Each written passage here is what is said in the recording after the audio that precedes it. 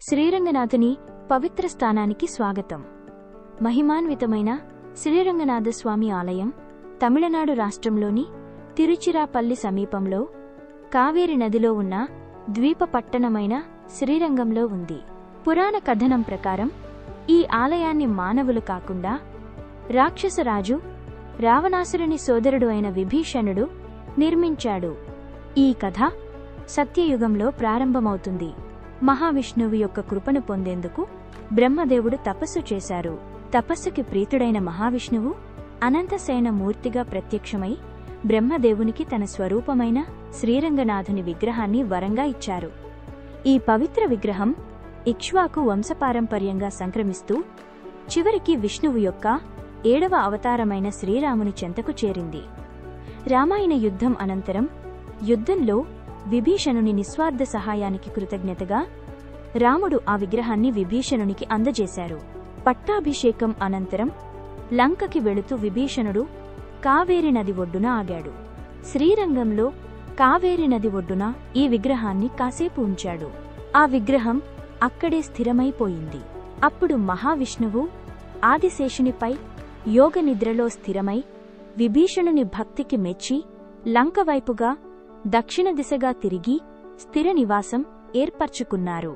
156 ఎకరాల్లో విస్తరించిన శ్రీరంగం రంగనాథస్వామి ఆలయం ప్రపంచంలోని ఇప్పటికీ నిత్య పూజాదికాలతో విరాజిల్లుతూ భక్తులకు సేవలందిస్తోన్న అతిపెద్ద హిందూ ఆలయం.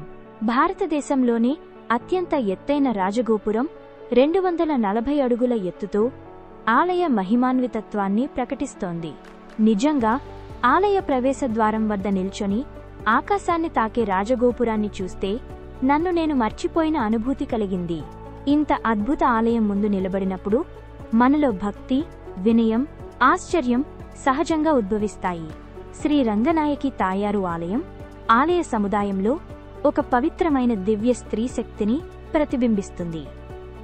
రామానుజాచార్యులు అనేక సంవత్సరాలు ఇక్కడే గడిపారు. అందువల్ల శ్రీ వైష్ణవ సంప్రదాయానికి శ్రీరంగం ఆధ్యాత్మిక రాజధానిగా మారింది. ఆయన బృందావనాన్ని నిత్య పూజలు జరుపుతూ ఆచార్య సంప్రదాయంగా పూజిస్తారు. శతాబ్దాలుగా ఇది వేద విద్య, కళలు, సాంప్రదాయ సంగీతానికి కేంద్రంగా నిలిచింది.